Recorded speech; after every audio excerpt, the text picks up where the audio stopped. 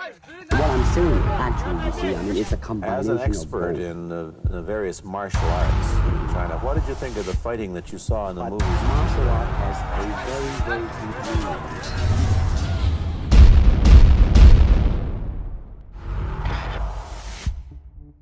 Dear Mr. Lee, how would you describe the boxing today?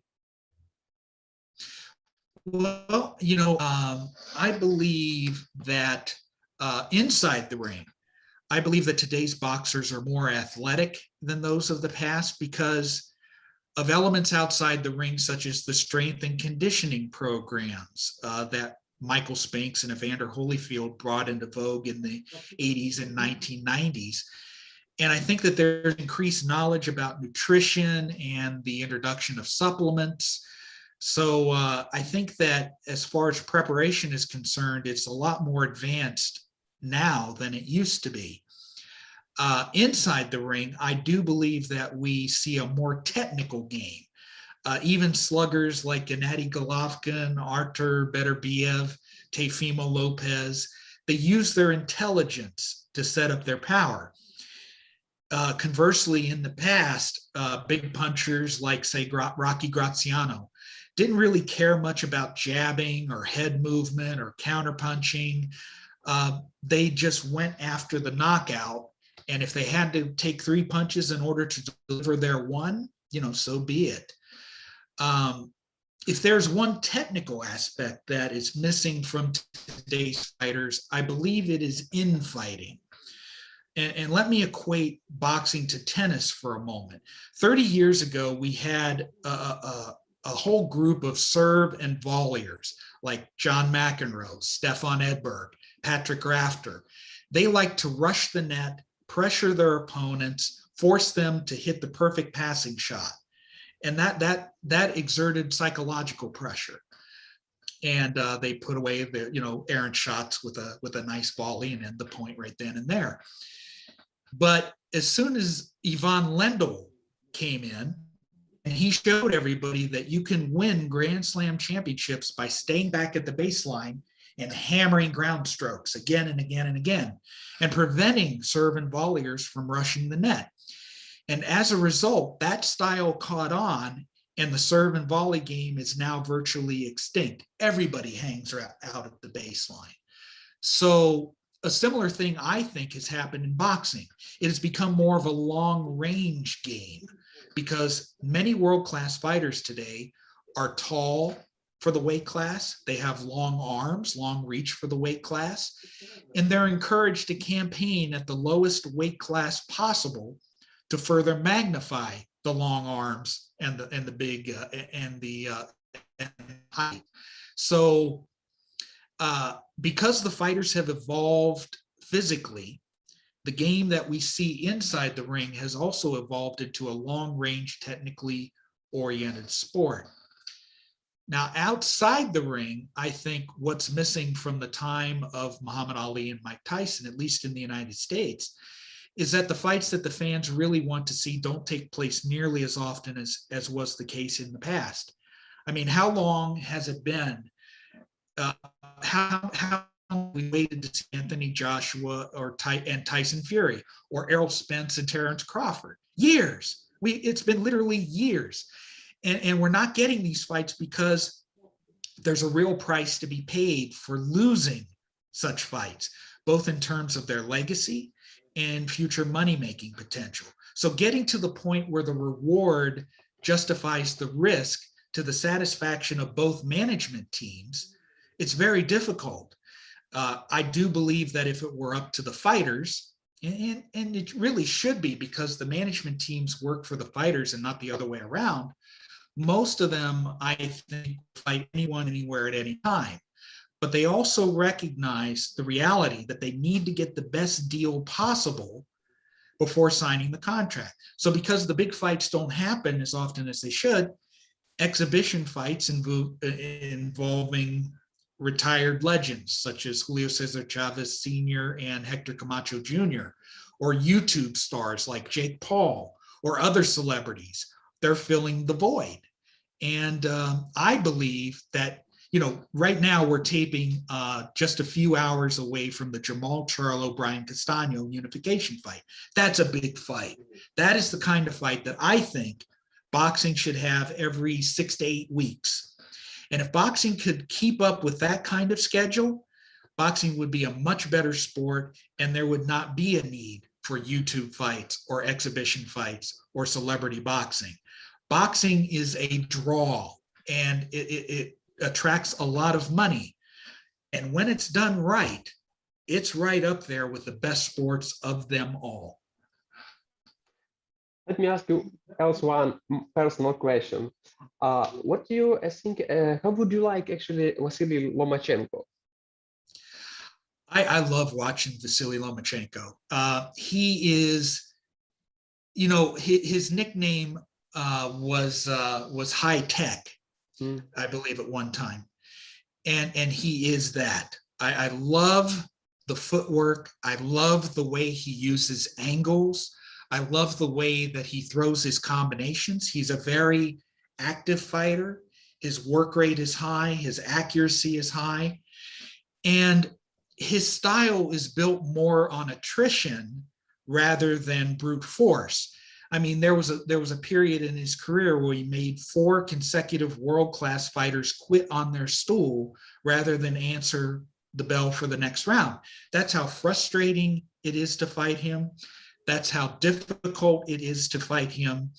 And to make world-class athletes who are used to taking punishment quit rather than fight on, that really says something about Lomachenko's ability. He is already, and I mean, he's had less than 20 fights, and he may end his career with less than 20 professional fights. He's already a Hall of Famer in my mind. He is my neighbor. We are living in one town where he was born. Awesome. And he's also one of the gold medalists. I remember back before he won his second gold medal that one of his aspirations was to become the first fighter to win 4 consecutive gold medals, beating Stevenson and Savone, and also the Hungarian Laszlo Papp. I think those are the only ones who have won 3 consecutive gold medals. But time being what it is, financial opportunity being what it is, Lomachenko turned pro, and he made the right choice, and he is one of the best fighters that I've seen, certainly in the last 20 years. You know a lot about Muhammad Ali, and I have written a book about his battles, about his actually. How would you describe his philosophy? What was it based on? If there's one technical aspect missing from today's fighters, it's the art of infighting. And let me equate boxing to tennis for a moment. 30 years ago, we had serve and volleyers like John McEnroe, Stefan Edberg, Patrick Rafter. They used to like to pressure their opponents by rushing the net and putting away shots and forcing their opponents to make the perfect passing shot. But then Ivan Lendl came around, and he showed everybody that you can win big tournaments by staying back at the baseline and just hammering ground strokes. And because of that, the serve and volley has become virtually extinct. Now everybody's hanging around the baseline. And a similar thing has happened in boxing. It has become more of a long-range sport because many world-class fighters are tall and they have long arms. And they're encouraged to campaign at the lowest weight class possible so that their height and their reach are even more magnified. And because the sport has evolved in this way, the game we see in the ring has also evolved into more of a long distance, technically oriented sport. You also ask about what's missing from the time of Ali and Tyson. Outside the ring, at least in the United States, is that the fights that fans really want to see don't take place nearly as often as we'd like them to. I mean, how long have we waited to watch Anthony Joshua and Tyson Fury, or Errol Spence and Terrence Crawford? Years, right? So, and we're not getting those fights because there is a real price to be paid for losing such fights. both in terms of their legacy and in terms of their future money-making power. Getting to the point where the reward justifies the risk to the satisfaction of both management teams is very difficult. Now, I think if it were up to the fighters, and it should be because management works for the fighters and not the other way around, most of them would fight anyone, anytime, and anywhere. But they also recognize that they also need to get the best deal possible before signing the contract. So because the big fights don't happen as often as they should, we're now getting exhibition fights involving retired legends. We're getting fights with YouTube stars and other celebrities, and they're filling the void. But I think if boxing can put together really big fights, and we're taping on Saturday right now, we're a few hours away from Jermell Charlo and Brian Castano, which is a unification fight. If we had more fights like that every 6 to 8 weeks, boxing would be in really good shape. And let's hope that that happens. I hope. You know a lot about Muhammad Ali, and I have written a book about his battles, about his actually. How would you describe his philosophy? What was it based on? I think at his best, Ali's philosophy was based on speed, mobility, coordination, timing, and psychology. I've often said that Muhammad Ali achieved great things despite having a very small assortment of weapons. He had a great jab, he had an accurate right cross, he had incredible hand and foot speed, and he had a terrific chin. We learned about that later on. And he had limitless self-confidence. He believed in himself. But there were weapons that he didn't have. He didn't have much of a left hook. He didn't have much of an uppercut. He didn't throw body shots. He didn't fight on the inside. On defense, he fought with his hands down. He pulled his head straight back instead of slipping to one side or the other. But Ali had a way of making the wrong things look right. And because he was so much faster than everyone else, and because he was a master of psychology, he made it all work, and he became the legend that we know now. Yeah, be like it be. What could you say about the relationships between Ali and Kaz D'Amato? What role did he play in his life? Well, you know, I in preparing for this interview, I watched portions of the film AKA Cassius Clay, which was made shortly before he came out of exile. And based on what I saw in the film, there was a mutual respect between the two of them. Ali really admired Cus D'Amato's wisdom, his dignity, his knowledge of the sport, the way he expressed himself, and his willingness to think differently from everyone else. That's what Ali did. He thought differently than most people. And D'Amato, in turn, I think he appreciated Ali's physical gifts, his intelligence, his ability to express himself, the ability to discuss complex things in boxing. There was a good back and forth between them. They also liked to tease each other and to challenge one another. There was a scene in the movie in which Ali and D'Amato sort of squared off and began slap fighting. And, you know, D'Amato was decades older at the time, and he had enough hand speed to actually clip Ali on the lip. You know, he threw a jab and he landed and landed on his lip. And in another scene, Ali was demonstrating the Ali shuffle. And while Ali was shuffling, Cus D'Amato ducked down and threw a jab to the body.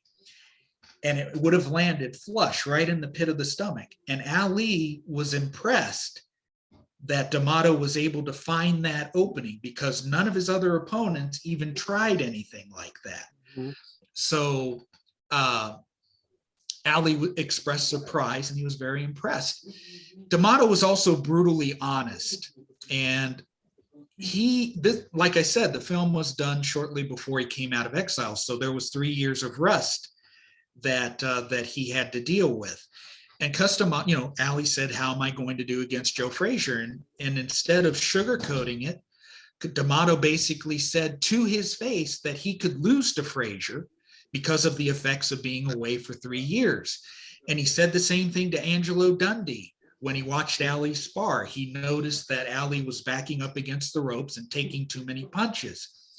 And Dundee tried to spin it in a positive way, but D'Amato stuck to his guns. He says, hey, he doesn't have everything that he used to have, and he could take some damage down the line. And ultimately, D'Amato was proven correct. He lost to Frazier in the first of their 3 fights.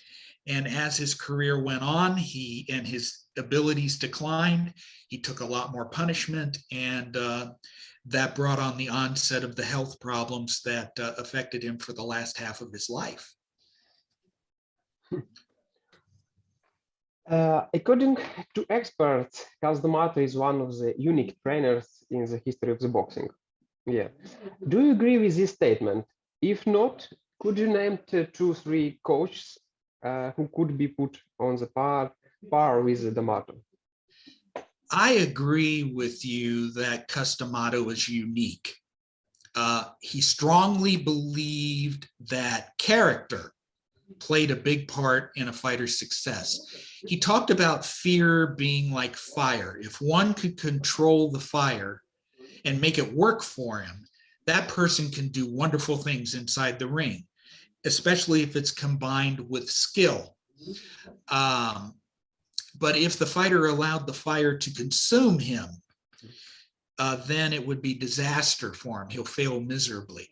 And D'Amato is also unique in that he devised a complete fighting system in which every possible punch was given a number value, and in which the fighter is trained to react instantly to what he sees. For instance, if an opponent throws a certain punch, like a jab, the fighter is drilled in every possible counter move. And based on what he sees and based on what he feels like doing, he has 3 or 4 different options to react to that punch. He could slip the jab and throw a jab in return. He could duck underneath it, hit the body, all sorts of different things. And it is done through repetition and drilling. And so that you throw the correct punch with the correct form, with the correct timing. But it's also instinctual. You have to see it, perceive it, and then think of what your next move is and execute it in split-second fashion.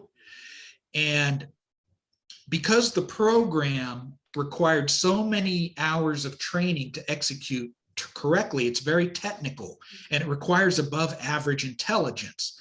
If you want to see the D'Amato system executed perfectly, watch the young Mike Tyson. Especially before he won the title. It is absolutely breathtaking to watch Mike Tyson execute that system. What books you would advise a beginner boxer to read about boxing history? Well, there are many, but I think I will present 4 here. The first one is The Ring, Boxing by the 20th Century. It was written by Stanley Weston, who at the time was the editor of Ring magazine, and Steve Farhood, who is, both of them are now in the Hall of Fame. And what it did was, this was a book that was written in 1993, and so it covered every year in boxing from 1900 to 1992. And in the later chapters, it's by month instead of by year. And so if you wanted to know about Joe Gans or Jack Johnson or whatever, and it's split up by decade, it described the 1900s, who was champion then, 1910s, 1920s, 1930s, and so on and so forth. And it describes the key fights that happened every year. It has a bibliography in the back about other historical facts. It's a very, very good resource, and it's one that that I still read and enjoy very much. The second book is called In This Corner by Peter Heller. This was the first edition. I think it was written in 1973, and the premise of this book is that Heller interviewed fighters going back all the way to 1900. They were still alive then, 1910. And he did it in first-person interviews. He just went to their houses, he took a tape recorder, asked them questions, and reprinted their answers verbatim. So if you wanted to know how boxing was when Gus Rulin fought, like in the bare knuckle era and stuff like that, you get it from the horse's mouth. It's really fantastic. And again, like the other book, it was split up by decades, fighters who fought in the 1910s, 1920s, 1930s. And a lot of these fighters have passed on. So, you get to read their words, and it's like a time capsule. And the other two books, and I'm quite biased about these books because they're my books. The first one that I wrote was Tales from the Vault, a celebration of 100 boxing closet classics. And what I did, this book was published in 2010. And what I did was I dug into my vault, which is my video collection, and I picked out 100 fights that, we all know about the classic fights. We know about Ali Frazier. We know about Joe Louis and Billy Conn and all the great fights that are celebrated. But there are a whole other level of fights that are just as good as the classics we remember, but sort of fly under the radar when it comes to people remembering about them. So what I did was I split the book into 10 chapters, 10 fights per chapter. And I named it based on the type of fight that it was. So I have chapters like brawls. One of them is brawls. Others are shootouts, fights that are extremely brief. I have a chapter on. Let me look at it real quick.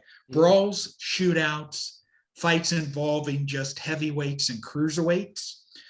Wars of attrition, which are long, punishing fights. Undercard treasures. Sometimes you go to a boxing card and the best fight that you see may be the opening fight of the night when the TV cameras are off, or where there are less than 20 people there to see it, but it's the best fight of the night. And I found 10 fights that fit that description. Grudge fights. Everybody loves a good grudge fight where there is extra heat between the two fighters. I have a chapter just on bantamweights, flyweights, junior flyweights, the little guys. They don't get enough love. And I found 10 fights that were really good in those weight classes. Sudden and violent endings, controversial upsets, all sorts of different genre of fights. And a lot of these fights, one of the really cool things you can do with this book is you read about a fight and then you find it on YouTube and you watch it. Now that you have the backstory of that particular fight and you watch it on YouTube, now you have more context in order to enjoy it.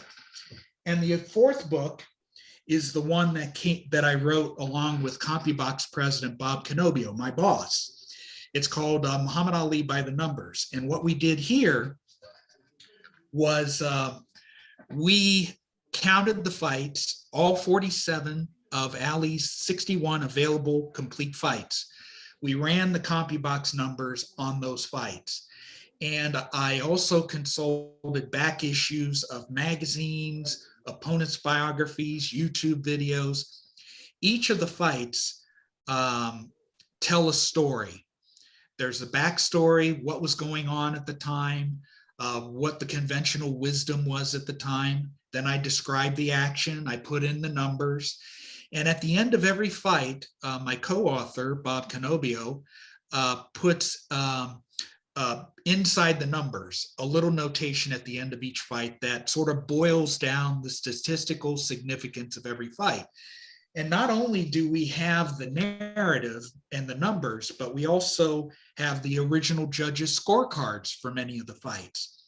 So one of the really neat things was like in the later part of Ali's career, let's say the Jimmy Young fight, a lot of people thought that Jimmy Young or Ken Norton or Ernie Shavers might have done enough to win those fights.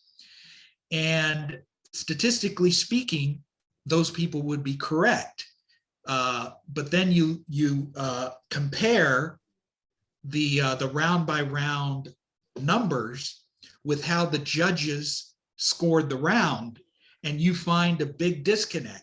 How in the world could a guy get outlanded, 17-0 and still get a draw from one of the judges or something like that?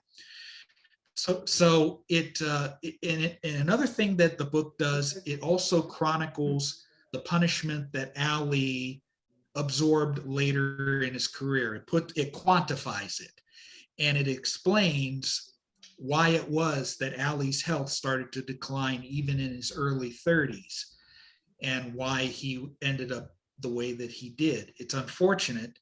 It's a sad part of the book, but it's also it clarifies things. So those are 4 books that I would recommend, but there are many more other good books as well. Yeah, really, it's very interesting, especially for me. Let me ask you, could I find these books on Amazon? Yes, you can. Yes, you can. Thank you. Absolutely. The last one, yeah, really very interesting. Actually, the last question, I think the interesting for you. How do you assess the quality of the analysis of boxing fights? You recently wrote an article about the CompuBox system. What system do you think are the most accurate for the measuring in the ring? Well, I may be a bit biased because I've worked full-time with CompuBox since 2007, but I do think that CompuBox is the gold standard when it comes to analyzing data and using that data to assess a fighter's abilities, and many times the outcomes of upcoming fights. CompuBox assesses a fighter's work rate and accuracy against certain styles. Sometimes fighters do better against boxers, sometimes they do better against punchers. It also measures the distribution of punches, body shots versus head shots, and their accuracy there. And also a fighter's defensive abilities, because you look at the opponent's statistics and you find out how often the opponent hits that fighter. And so you can make a judgment on defense. And we also have a program within the program called CompuTrack. And CompuTrack tracks how effective a fighter is when he has his opponent up against the ropes, when he's in close, or if he's in the center of the ring and at long range.